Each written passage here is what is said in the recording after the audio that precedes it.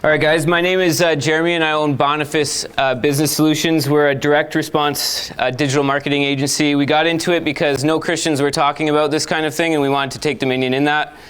And we've been able to help other businesses, and it's a feeling and an investment in my life that has benefited greatly, both with revenue gain, but we know that's not the only KPI in which you judge things. It's been an immense blessing just to see other Christian businesses take dominion for the glory of God. So Nate did a good job of setting the foundation.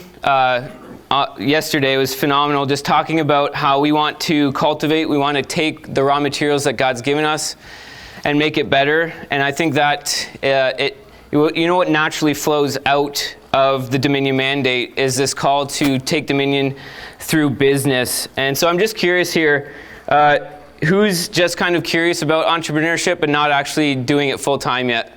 Anybody? Awesome. And is there anybody that's brand new entrepreneur first? And seasoned entrepreneurs? I've heard about you. Thank you. Awesome. So I've been an entrepreneur. I have about 10 years of entrepreneurial experience, which I get is not a lot, and there's probably more seasoned and more successful business owners in the room, but Nate didn't ask you to talk, so you got to deal with it. But my hope is to give something to every person. I know it's hard because we're all at different stages, but I hope you walk away with one thing, even if that's just the encouragement that comes from understanding entrepreneurialism from a biblical worldview. So what I want to do is just further the foundation that Nate built for us yesterday with where we see entrepreneurialism from a Christian worldview. So Adam in the garden had entrepreneurial freedom to use his time wisely, how he saw fit to build and cultivate. There's just such a natural flow out of the Dominion mandate into business. The biblical concept of indentured servitude more closely matches what we see in the typical 9-to-5 today, where masters and servants were mainly people who were in debt and then working for a good master, and masters are called to be good masters and take care of their servants. So I would suspect that if we started using those labels again today, more people would want to get into business because they wouldn't like the label of servant. And then there's the responsibility that comes. God actually puts the responsibility for you to provide on nobody else's shoulders other than yourself. And what COVID really showed us in the last few years was that Social Security was a lie. That most of you were working for tyrants who said, inject this magical substance that you can't even list one ingredient into your body, take that risk in order to work for me, right? And so as Christians, we have a responsibility to provide for our families. It lays solely on our shoulders, and it's a chance to take on more responsibility. So just a disclaimer, I'm not saying that every single person has to be an entrepreneur in the sense that you have to own your business. But I do believe that every Christian has the duty to think entrepreneurially. So we have a duty to think with forward vision, long term. We have a duty to make investments for a greater return. All of those things are characteristics of thinking entrepreneurially. So here are a few other places that we see entrepreneurial thinking played out, and I hope this is a great encouragement to you. So the word economy comes from the Greek word oikos for house and nomos for law, or in Latin, nomos. And that begins to paint a picture, just where the word came from begins to paint a picture of how entrepreneurialism was baked into the biblical era in that day. So economos, oikos, nomos, house law. It paints a vivid picture of how commerce once flourished, not through big corporations, not through the state, but actually through the home. Having the freedom to set your laws in your house, that's where the word economy comes from. It was an immense blessing to the community as people who were thinking entrepreneurially, saw problems, and offered solutions. Why was Paul a tent maker? Because they needed tents. So he saw a problem, offered the solution. We think of Proverbs 31 wife, working through the home for the home. She was an immense blessing and an entrepreneurial thinker that blessed not only her home, but that extends to the community around them. So we sort of see this home economy or house law become a multi-generational blessing. And I'm about to trigger a bunch of Baptists right now with the definition of household, so hold on. In the Bible, households weren't just limited to parents and their children. They were extended family, servants, and often spanned multiple generations. They weren't just living units, but centers of commerce where everyone from the patriarch to the youngest child played a role. The prosperity of the household came from the patriarchal leadership and the entrepreneurial spirit. So think about this. Jesus was lost for 3 days returning with his family, returning from Jerusalem. How does a family of 5 lose someone for 3 days? Okay? It wasn't just a family of 5. This was a caravan, and it was considered his family and his household. So when we understand where the word economy comes from and we understand household, what this is doing is painting a picture of how entrepreneurial thinking and running the economy through the home can actually be a blessing, not just to our own selves, not just to our immediate family, but it's a multi-generational blessing that then spills out across our families to other families in the community. And the biblical idea of community is so different from what we consider it today. You don't get this type of blessing with a solopreneur attitude. You don't get it. As a Christian, you don't just get to make your money, be comfortable, take on a little bit of responsibility, but not too much, and then die. It doesn't exist. That's not the picture that we see in the Bible with building community, building the economy. It flows through the household and is a blessing for the community. It's about taking responsibility, putting the ownership onto your shoulders to be a blessing to your family and community.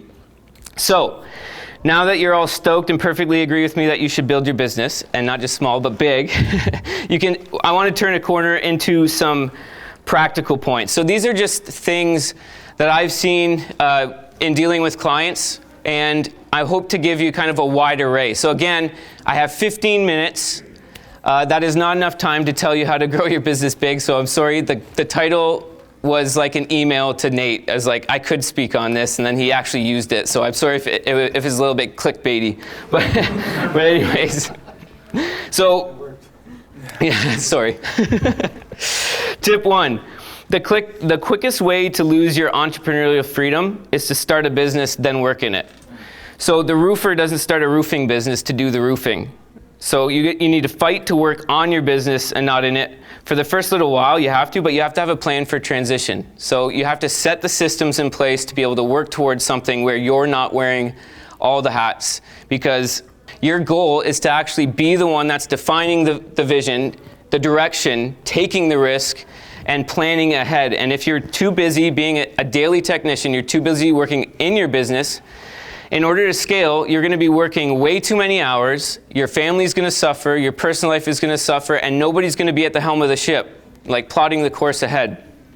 So you need to have a plan in place to work on your business, not in your business. So I'm going to end each point with a quote from the people that I've learned from that I've really respected. So here's an amazing quote by Michael Gerber, and if you read his book, The E-Myth, it's a really important book to read. Throw out the Eastern mysticism and take the practical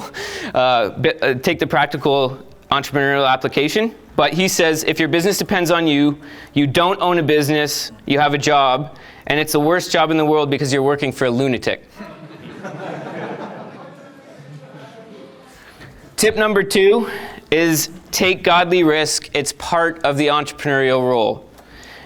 So part of your job as entrepreneur is to invest for a return, right? We read the parable of the talents. What happened to the servant that was too scared to take on the responsibility of investing? He buries it in the ground, the master comes back, and he's judged harshly. So you have a duty, and you're going to do this no matter what. Because if you're not willing to invest your money, you're going to invest your time. And I would rather invest my money for a greater return, because if I lose it, I can always make more of it. I can't turn back the clocks of time. And so this is where the quote comes from Alex Hormozy. We pay for every lesson with either time or money, and we use the currency we value least. Point number 3, or tip number 3, knowledge is power. Gone are the days of having to guess if your advertising is working, right? It drives me insane to hear business owners still investing tons of money into billboards and radio ads, but then when you talk about doing online marketing, they're like, that's not really for me. And then I ask, how much of a return on investment are you seeing from your billboards or your radio ads? And they're like, I don't know. So gone are the days of having to guess. You can literally have every single metric at your fingertips if you're diligent in using your data, collecting your data, and then leveraging your data to scale, whether it's like your Facebook ads, Instagram ads, TikTok. And by the way, I know I'm naming all this big tech, but let's plunder the Egyptians, right? Let's use Google, let's use Facebook to destroy them.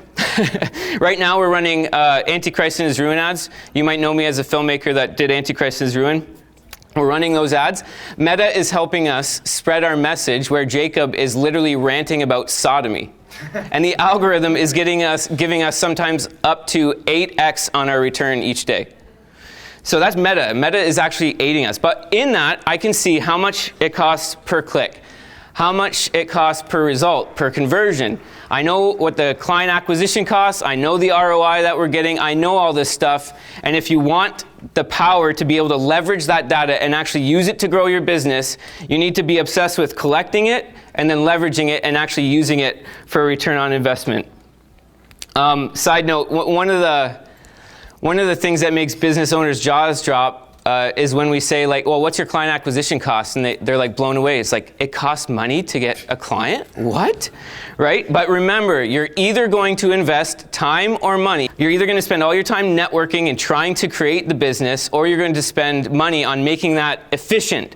And I'm not knocking networking. That's not what I'm doing. I'm just saying you need to make sure that your client acquisition stream is efficient for the greatest return, because your time matters sometimes much more than your money.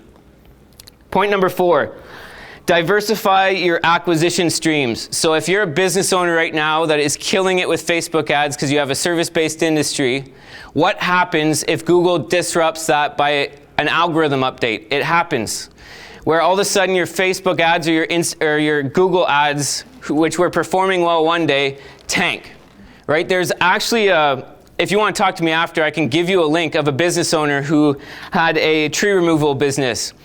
90% of his revenue was coming from his Google business profile that was at the top.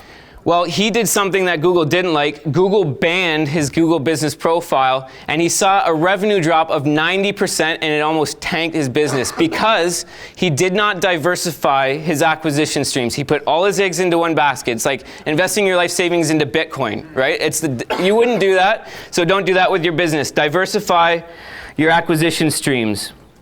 And then my 5th point and final point, we're 13 minutes and I'm still doing okay, is you need to tune your messaging to your target market, and you need to be obsessed with what they want to hear, not what you like.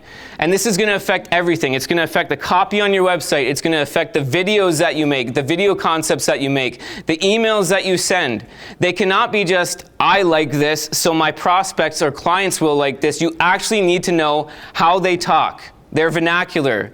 And you need to apply that. You need to understand who your target, your total available market is, who your target is, so that you can meet them at the conversation that they're already having in their minds. Because oftentimes, as the expert in our field, we use all this gibberish that nobody cares about. And there's a great quote from a guy named Dan Kennedy.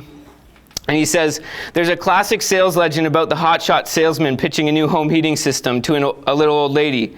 He told her everything there was to tell about BTUs, construction, warranty, service, and so on. When he finally shut up, she said, I just have one question. Will this thing keep a little old lady warm? And those are the 5 tips that we've seen, and that's honestly my presentation, guys. Thanks for listening. I hope